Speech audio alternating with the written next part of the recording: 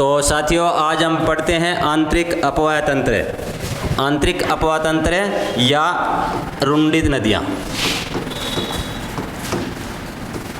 रुंडित नदियाँ तो इन नदियों में यानी कि राजस्थान का अपवाह तंत्र जो है 3 भागों में बांटा गया है। आंतरिक अपवाह तंत्र, बंगाल की खाड़ी का अपवाह तंत्र और अरब सागरीय अपवाह तंत्र। इनमें से सबसे पहले पढ़ते हैं हम आंतरिक अपवाह तंत्र। आंतरिक अपवाह तंत्र में सबसे पहले देखते हैं हमें घग्गर नदी। घग्गर नदी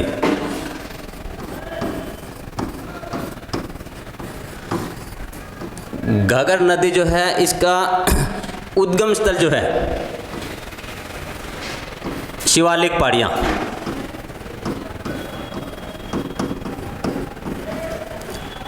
ये शिवालिक पहाड़ियाँ कहाँ पड़ती है? हिमाचल प्रदेश। हिमाचल प्रदेश में एक स्थान है कालका। कालका यानी यहाँ पर कालका माता का मंदिर भी है। यहाँ से ये नदी निकलती है। यहाँ से ये नदी हरियाणा में होती हुई पंजाब की सीमा से होती हुई यहाँ राजस्थान में प्रवेश करती है। राजस्थान में जहाँ ये प्रवेश करती है यानी वह स्थान यानी प्रवेश स्थान टिब्बी। टिब्बी नामक स्थान पर राजस्थान में प्रवेश करती है। और टिब्बी जो है ये राजस्थान के किस जिले में? हनुमानगढ़ जिले में। हनुमानगढ़ ये अपना हनुमानगढ़ जिला है। ठीक है, यहाँ से प्रवेश करती है यानी सबसे पहले टिब्बी स्थान पर आती है, फिर टिब्बी से थोड़ा आगे जाती है तो यहाँ पर आता है अपने हनुमानगढ़ जंक्शन। ठीक है, हनुमानगढ़ जंक्शन आता है जो यानी घग्गर नदी के तली से कुछ नीचा है।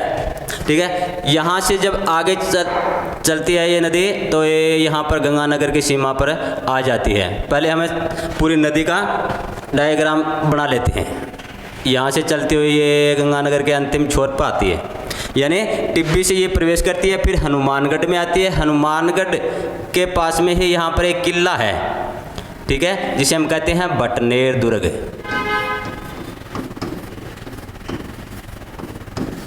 बटनेर दुर्ग कहाँ है? अपना हनुमानगढ़ जिले में। और किस नदी के किनारे है? वो भी घग्गर नदी के किनारे स्थित है। हनुमानगढ़ में यानी बटनेर दुर्ग के पास से निकलने के बाद और आगे ये जो नदी है ये यहाँ पर कुछ सभ्यताएं विकसित हुई हैं यानी सिंधु घाटी सभ्यता से संबंधित सभ्यताएं यानी 3 सभ्यताएं हैं। पहली तो है कालीबंगा, दूसरी है पीलीबंगा, तीसरी है रंगमहल।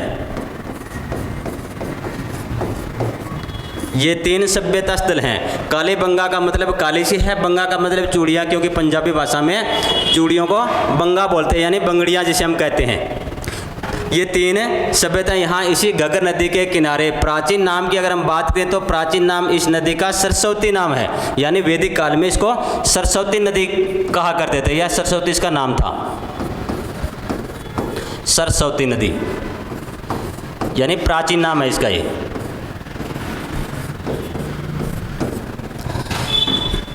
यहाँ से आगे निकलने के बाद यहाँ पर हनुमानगढ़ में एक स्थान आता है, मुख्य स्थान है जो यानी स्थान का नाम है बडोपल। ये स्थान बहुत ही ज़्यादा महत्वपूर्ण है बडोपल। किस लिए महत्वपूर्ण है? एक तो कि राजस्थान का दूसरा पक्षी अभयारण्य है यानी सेकंड लिख दो, पक्षी अभयारण्य यहाँ पर विकसित किया जा रहा है। एक तो यानी बडोपल के अंदर राजस्थान का दूसरा पक्षी अभयारण्य विकसित किया जा रहा है। और एक विशेषता इसकी है कि यहाँ पर राजस्थान में अगर सेम की समस्या है तो सबसे ज़्यादा बडोपल में ही है। क्या? सेम की समस्या।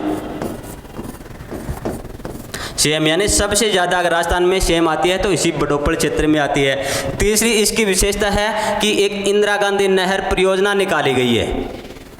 ठीक है, यानी कि घग्गर नदी को काटने वाली यानी घग्गर नदी और इंदिरा गांधी नहर परियोजना जो जिस स्थान पर है एक दूसरे को काटती है वह स्थान ही बडोपल है। ठीक है, ये हो गया अपने हनुमानगढ़ का। अब आगे जाते हैं हम श्री गंगानगर जिले में, क्योंकि ये गंगानगर जिला आ गया और गंगानगर में बहती हुई ये अनूपगढ़ सूरतगढ़ के कुछ गांव तक चली जाती है, यानी अंतिम छोर जो है गंगानगर में इसका अनूपगढ़ है, अनूपगढ़। और फिर क्या है कि और ज़्यादा अगर बरसात हो तो ये बहती हुई आगे पाकिस्तान में फोर्ट अब्बास तक चली जाती है, फोर्ट अब्बास। और ये यानी राजस्थान के हम देखें आंतरिक अपवाह की सबसे बड़ी नदी, सबसे बड़ी, यानी राजस्थान में आंतरिक अपवाह तंत्र की बात अगर हम करें तो सबसे बड़ी नदियों में घग्गर नदी आती है। अगर बात की जाए कि पूर्ण बहाव की दृष्टि से राजस्थान की सबसे बड़ी आंतरिक अपवाह की नदी देखें तो ये नहीं आएगी, पूर्ण बहाव के आधार पर आएगी आपकी कांतरी नदी, ठीक है। यानी राजस्थान में आंतरिक बहाव की सबसे बड़ी नदी अगर हम देखें तो आएगी घग्गर नदी, अगर पूर्ण बहाव के आधार पर देखें तो कांतली। ये यानी कि कहाँ शिवालिक पहाड़ियों से कालका से निकल करके फोर्ट अब्बास तक चली जाती है। अब देखते हैं इसकी विशेषताओं में यहाँ पर क्या है कि एक झील का निर्माण करती है ये हनुमानगढ़ में टिब्बी के पास में, यानी उस झील का नाम है तलवाड़ा झील।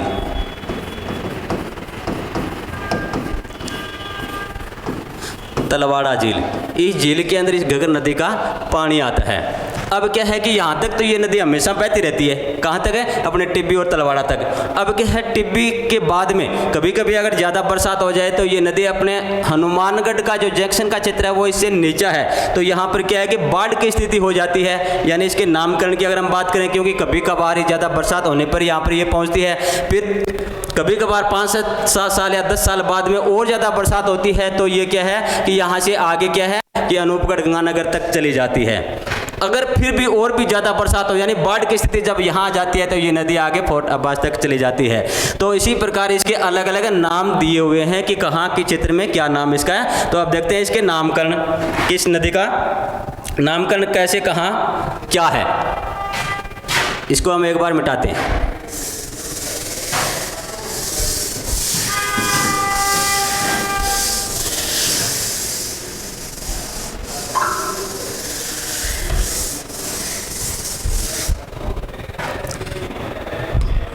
अब देखते हैं इसके नामकरण के कि जैसे सबसे पहले कि यहाँ पर क्या है कि हमें हनुमानगढ़ की अगर बात करें, ठीक है, जंक्शन की, तो हनुमानगढ़ जंक्शन के अंदर क्या होता है कि इसका पानी पहले तलवाड़ा झील तक समाप्त हो जाता है। ज़्यादा बरसात आती है तो क्या है कि यहाँ पर हनुमानगढ़ में ये बाढ़ लाती है। कहने का मतलब यहाँ पर तो क्या है कि बरसात ज़्यादा हो और वहाँ का जो द्वेष है, गुस्सा है, वो क्या है हनुमानगढ़ जंक्शन के अंदर निकाला जाता है। तो ये हनुमानगढ़ वाले लोग कहते हैं कि बरसात वहाँ होती है, पानी तलवाड़ा झील तक दिया जाता है, गुस्सा हम पे निकालती है, तो वो गुस्से का मतलब द्वेष, यानी द्वेषवती नदी।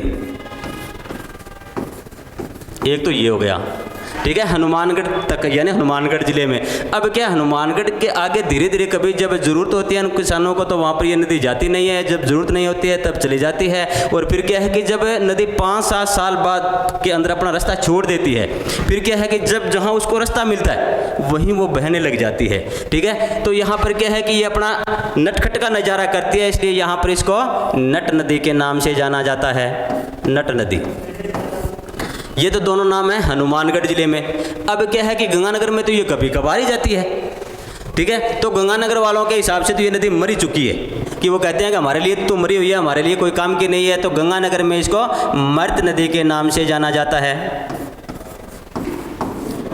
ठीक है। अब क्या है कि यहाँ पर और भी ज़्यादा अगर बरसात हो 5 साल या 10 साल 20 साल बाद में, तो पानी जो है यहाँ पर बाढ़ के रूप में यहाँ पर चला जाता है फोर्ट अब्बास में। तो यानी कि शिवालिक की पहाड़ियाँ अपने हिंदुस्तान के अंदर बरसात होने के बाद क्या हाहाकार का मचता है पाकिस्तान के अंदर। तो पाकिस्तान में इसको हकरा के नाम से जाना जाता है, हकरा नदी।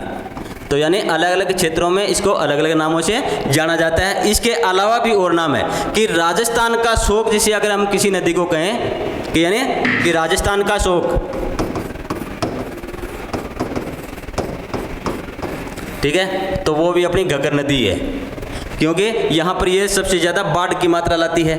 ठीक है। इसके कारण राजस्थान का शोक भी इसे कहते हैं, सरस्वती नदी भी इसे कहते हैं, मर्त नदी भी इसे कहते हैं, ठीक है, या हकरा नदी, दवेशवती नदी, नट नदी, कई नामों से इस नदी को जाना जाता है। अब देखते हैं इसके तले का जो क्षेत्र है वो किस नाम से जाना जाता है, या इसका बहाव जो क्षेत्र है वो किस नाम से जाना जाता है, कि किस क्षेत्र में जहाँ बहती है, या इसका मैदान जो है उसको हमें किस नाम से जानते हैं या पहचानते हैं।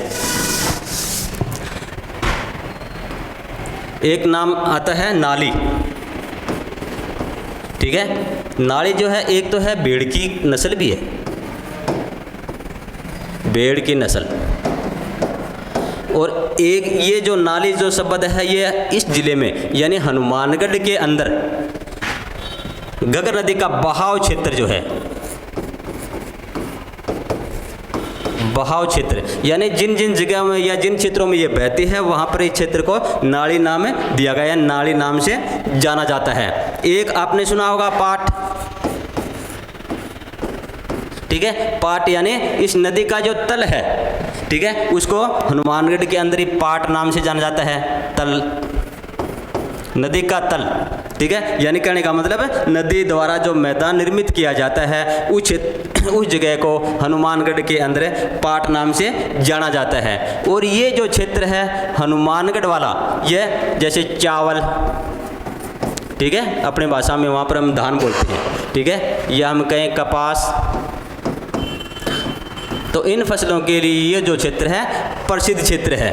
तो ये अपने यानी कि पहली जो अपने आंतरिक अपवाह तंत्र की जो नदी थी राजस्थान के हम कहें आंतरिक अपवाह तंत्र की सबसे बड़ी नदी वो कंप्लीट होती है। इसके बाद में हम देखते हैं अगली नदी के बारे में। लंबाई इसकी टोटल हमें वैसे नहीं बता सके, अगर राजस्थान की अगर हम बात करें, ठीक है, टोटल यहाँ से अगर इसकी लंबाई करें तो इसकी लगभग 1017 किलोमीटर तक हो जाती है, ठीक है। हमें ज़रूरत है राजस्थान की, और राजस्थान में इसकी लंबाई जो है अगर ये हनुमानगढ़ जंक्शन के पास ही समाप्त हो जाती है, कभी कभार आगे तो बहुत कम जाती है, तो यहाँ पर इसकी लंबाई मात्र 37 किलोमीटर है, ठीक है।